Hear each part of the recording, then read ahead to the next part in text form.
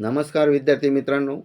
I am Sri Sunil Lotan Sonone from Tidaknagar Junior College Dombili East is presenting you 4.3 Around the World in 80 Days Part 1.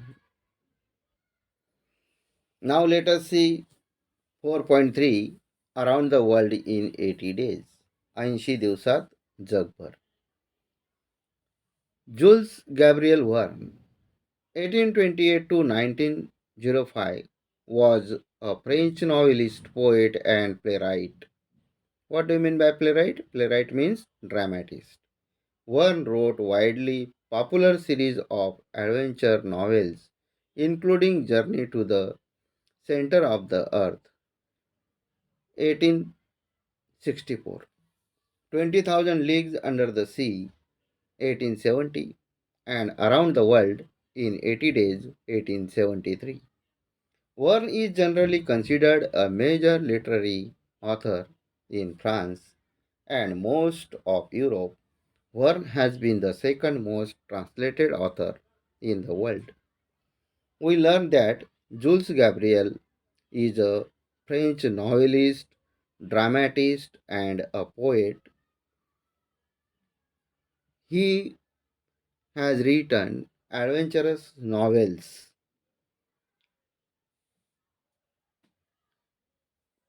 including Journey to the Center of the Earth, 20,000 Leagues Under the Sea, and Around the World in 80 Days.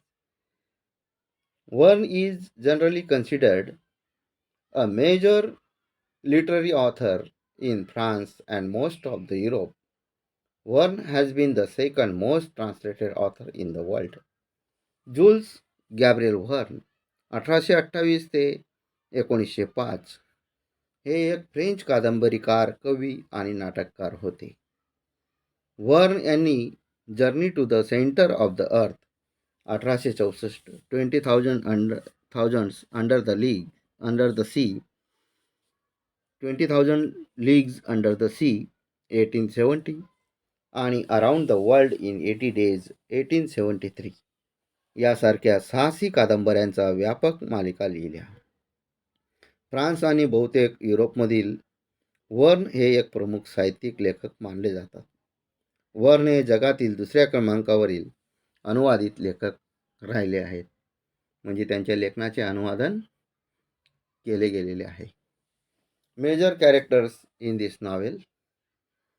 Major characters: Phileas Fogg, passport out, who is a French man servant. एक French व्यक्ती होता की जो या Phileas फॉगचा नोकर होता. तो Aouda was a Parsi queen who Parsi princess who had married with an Indian king. एका भारतीय राजाशी त्या पारसी प्रिन्सेसने लग्न केलेलं असतं. म्हणजे औडा ही काय आहे, भारतीय आहे. डिटेक्टिव्ह पिक्स, he is the detective who was on the back of Phileas Fogg, for he wanted that he was a robber and he looted the bank. Minor characters: Sir Francis Cromarty, John Bunsby, the Reform Club members, the Parsi Guide, Colonel Stamp Proctor, Mr. Camerfield, Mr. Mundyboy, Elder William Hitch, Muggs, Captain Speedy. These are the minor characters in this novel. Now let us see theme of the novel. The novel is full of adventure and the excitement which the readers come across and enjoy from the beginning to the end. Phileas Fogg, the major character in the novel, accepts the challenge to go around the world in 80 days, and in accomplishing this feat, he goes through various lands and meets with diverse adventures. Thus, the novel proceeds at a fast pace, and there is always some excitement resulting from various encounters.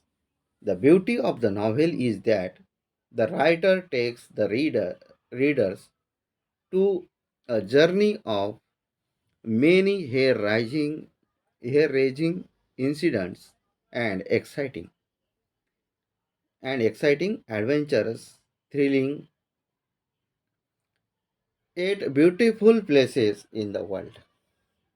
From this, we learn that the novel is full of adventures and excitement, which the readers come across and enjoy from beginning to the end.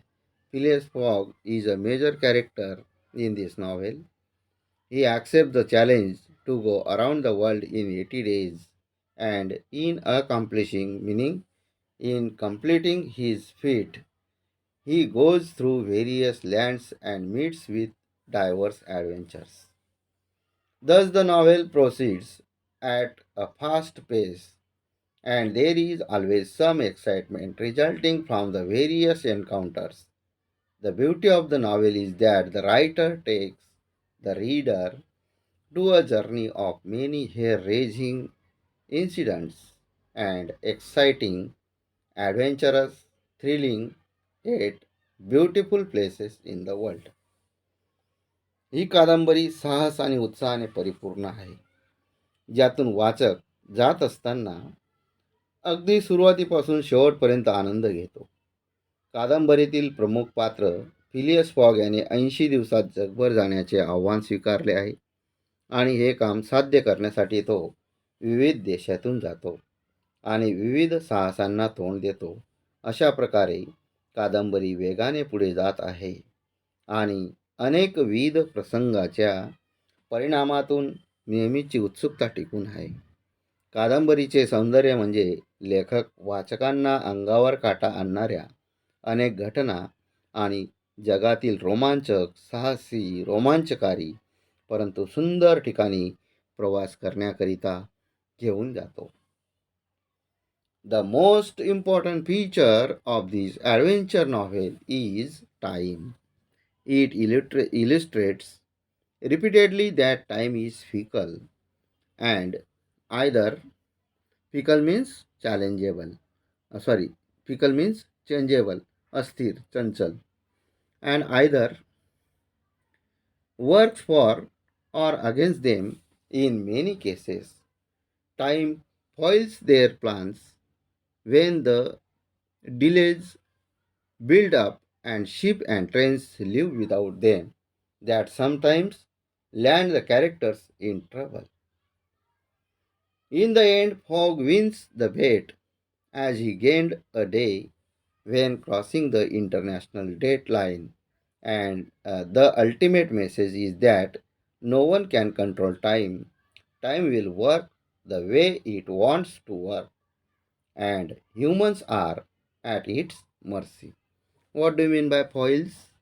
Foils means prevent the success. विफल करणे, उधळण लावणे. From this text, we come to know that the most important feature of this novel, adventurous novel, is time. The time is fickle and either works for or against them.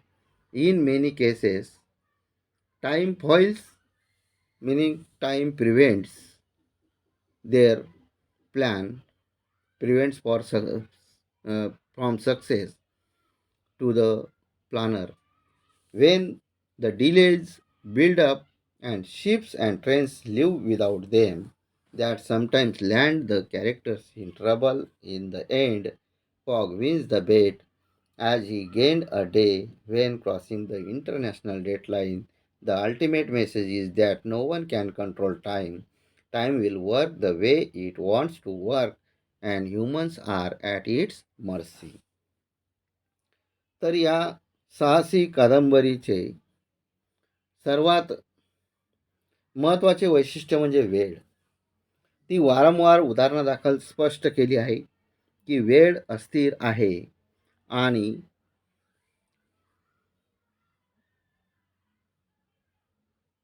अस्थिर आहे आणि त्यांच्यासाठी किंवा त्यांच्या विरुद्ध त्यांच्या विरुद्ध काम करते. बऱ्याच प्रकरणांमध्ये वेळ त्यांच्या योजनांना विफल करते.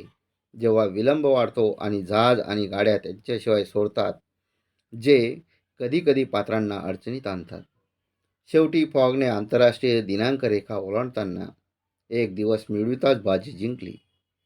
अंतिम संदेश म्हणजे कोणीही वेळेवर नियंत्रण ठेवू शकत नाही. वेळ तिच्या वेळ तिला जसे काम करावेसे वाटते तशा पद्धतीने काम करत असते आणि मनुष्यजात तिच्या दयेवर अवलंबून असते. Before his journey around the world, Fogg lived a solitary life. He closed himself up to others and cared little about the way he was perceived by other people. By the end of the trip, though he recognizes the importance of human connections, both in the form of love with Auda and friendship and loyalty with Passepartout, who was his servant. Auda was his beloved. Above all, this new understanding and appreciation is the greatest thing he has gained from this trip. जगभरातील त्याच्या प्रवासापूर्वी फॉगने एकांत जीवन व्यतीत केले, म्हणजे त्याला सवय होण्यासाठी. त्याने स्वतःला इतरांपासून संपर्क तोडून बंद केले आणि इतर लोकांद्वारे त्याला कसे ज्ञान मिळाले याविषयी काळजी घेतली. तरी सहलीच्या शेवटी औडा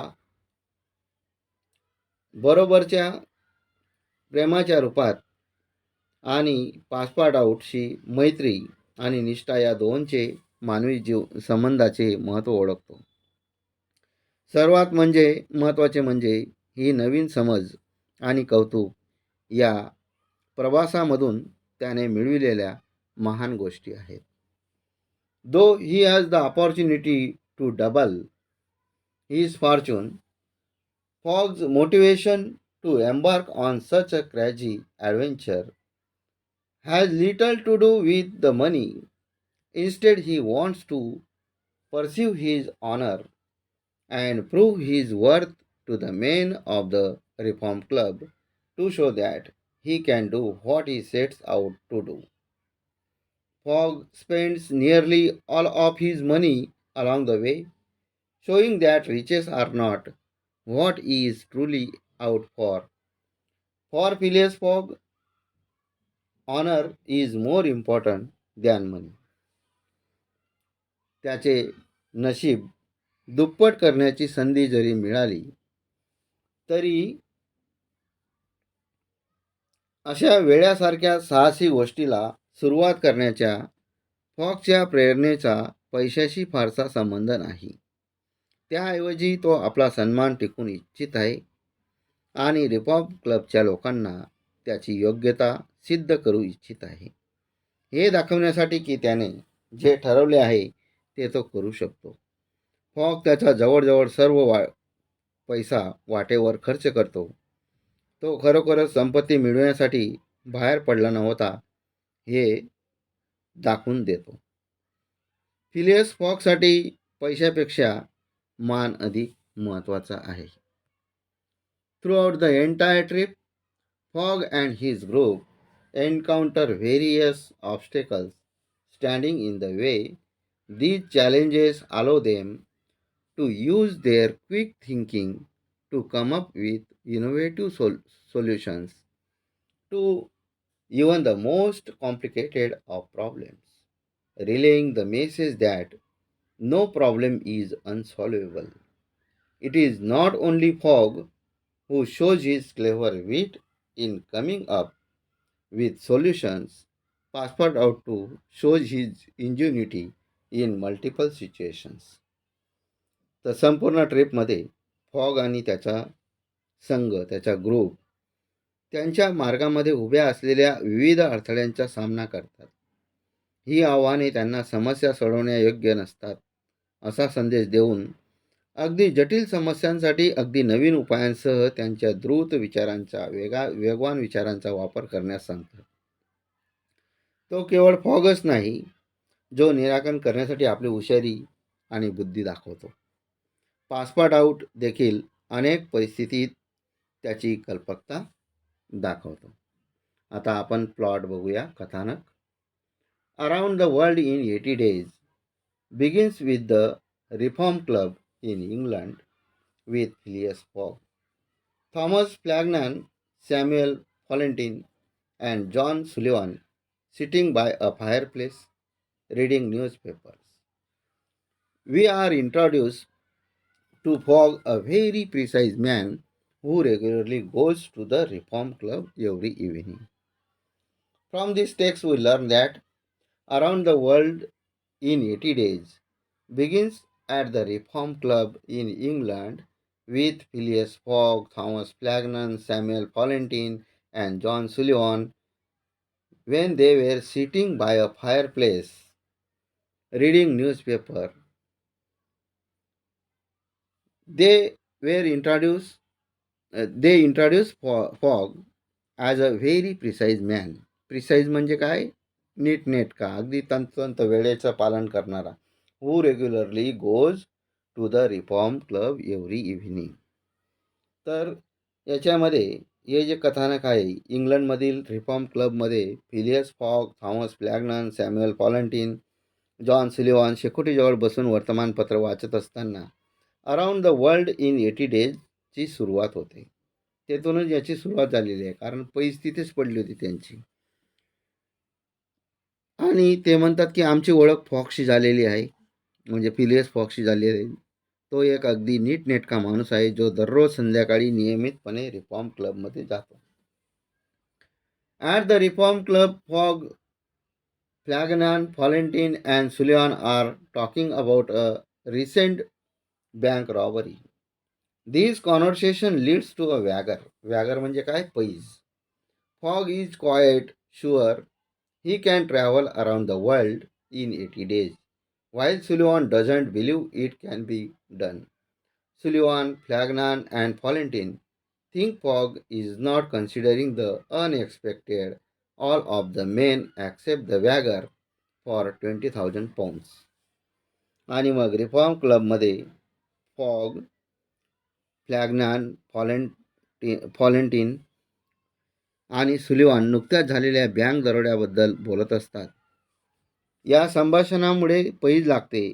फॉगला खात्री आहे की तो 80 दिवसात जगभर प्रवास करू शकेल, परंतु सुलिव्हान त्याच्यावर विश्वास ठेवत नाही की हे अशक्य आहे.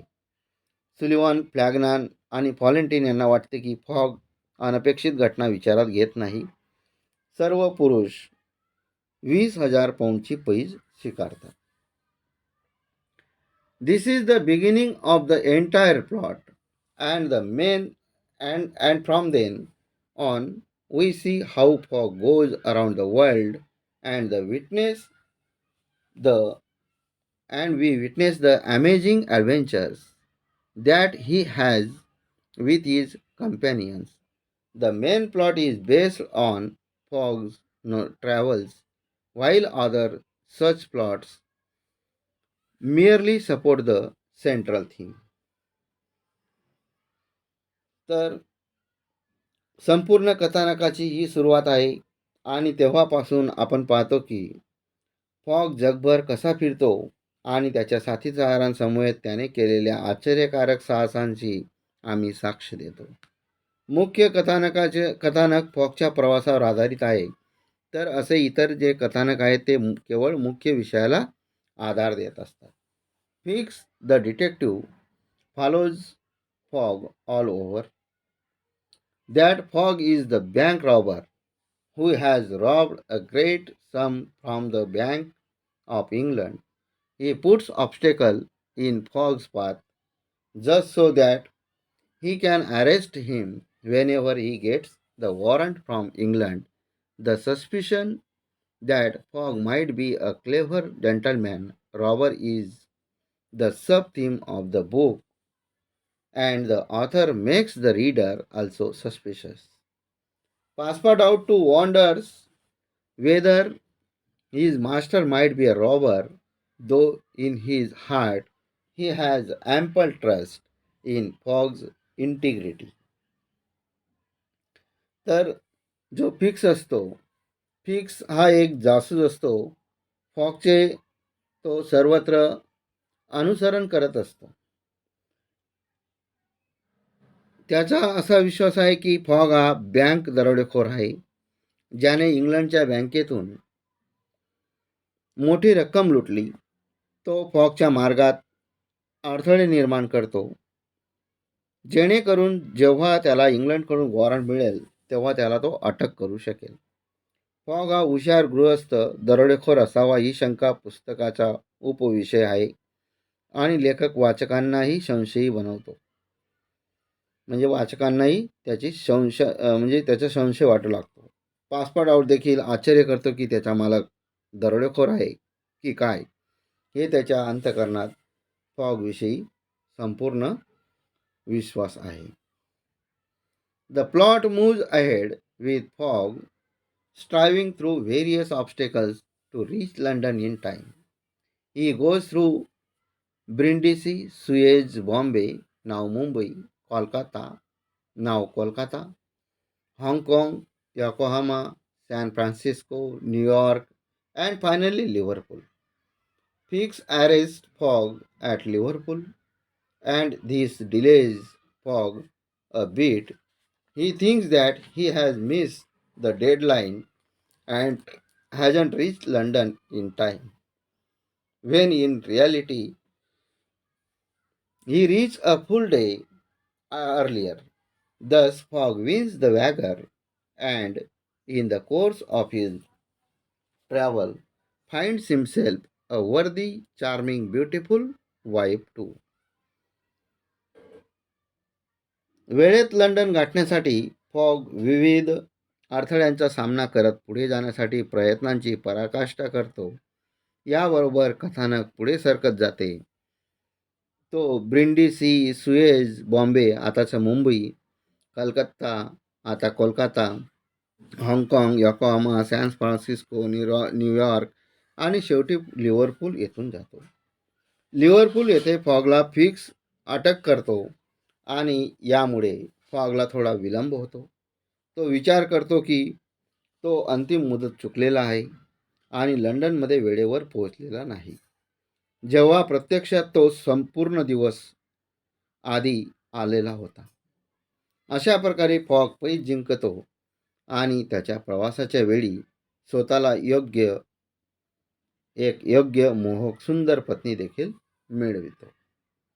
Next page, synopsis of the extract. आता या ठिकाणी सिनॉप्सिस म्हणजे काय?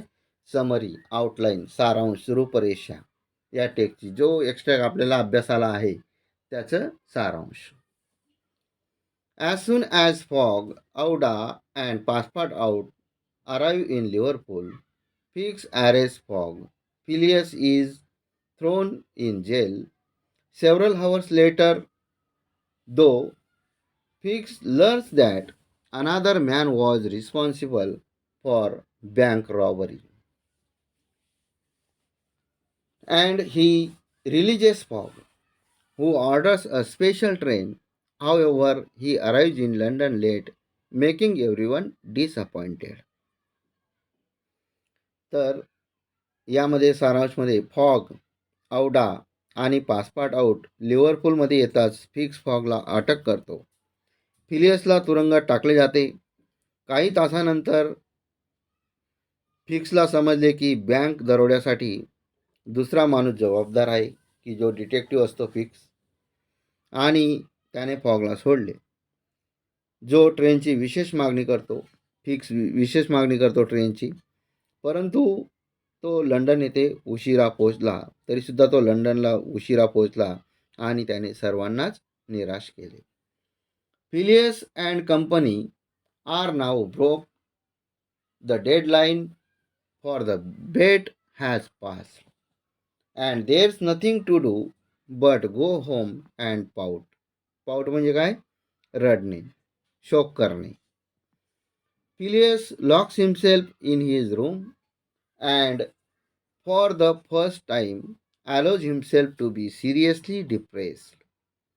Auda and Passepartout are so worried that they too can't hear or sleep. Phileas आणि त्याचे सहकारी आता विखुरलेले आहेत. पैज लावण्याची अंतिम मुदत संपलेली आहे आणि घरी जाणे व ओठ ताणण्याशिवाय काहीही नाही. फिलियस पहिल्यांदा स्वतःला खोलीत बंद करतो आणि स्वतःला गंभीरपणे उदास होऊ देतो. औडा आणि पासपाट इतके घाबरले आहेत की ते सुद्धा खाऊ किंवा झोपू शकत नाही. The following evening Fogg apologises म्हणजे क्षमा मागणे to Aouda for being unable to provide for her comfort as a result of losing the bet. She is in turn proposes marriage to him and he joyfully agrees. Passepartout is sent to engage a clergyman. He runs off to get a reverend to marry Fogg and Auda. The next day, which they all think is Monday, while running to grab the nearest pitcher to marry Phileas and Auda, Passepartout finds out that it is actually Sunday, not Monday. Like like the group has been thinking. By traveling eastward around the world, Phileas Fogg, master calculator and obsessive organizer, has forgotten the time he is gained by journeying through all those time zones. तर त्या संध्याकाळी दुसऱ्या संध्याकाळी Phileas fog पैज गमावल्यामुळे आवडाला सुखसुविधा पुरवण्यात अपयशी झाल्याबद्दल तिच्याकडे माफी मागतो.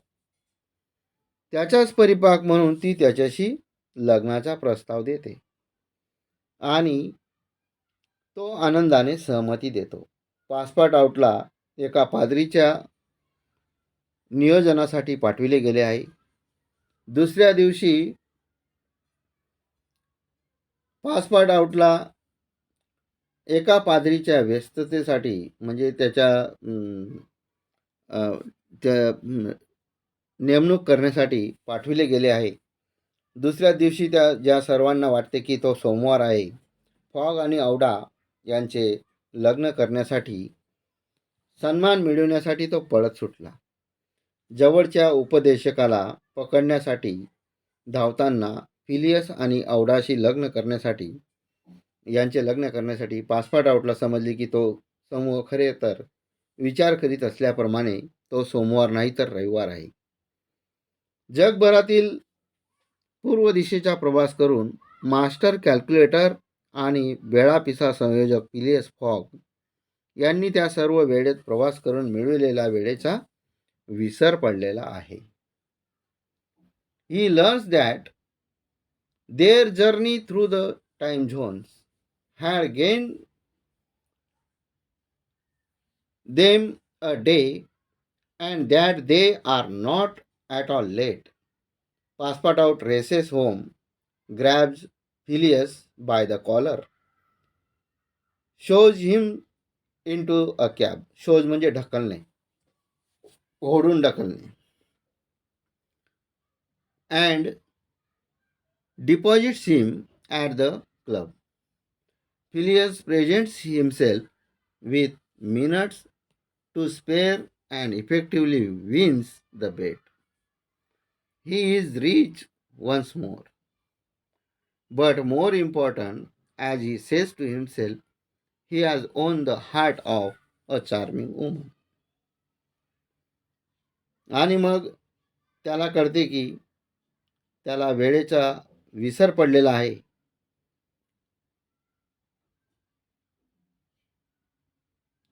त्याला कळते की वेळ क्षेत्रांमध्ये त्याचा प्रवास त्यांना एक दिवस मिळवून देत होता आणि ते अजिबात उशिरा नाहीत. पासवर्ड आऊट घराला धाव घेतो. फिलियस फॉगला कॉलर धरून पकडतो आणि त्याला कॅबमध्ये ढकलून नेतो आणि क्लबमध्ये आणतो. फिलियस काही मिनिटे स्वतःसाठी घेतो आणि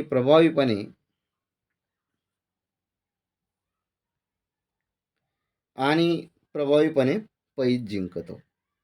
तो पुन्हा श्रीमंत झालेला आहे, परंतु त्याहूनही महत्त्वाचे म्हणजे त्याने एका सुंदर मोहक बाईचे मन जिंकले आहे. Around the world in 80 days.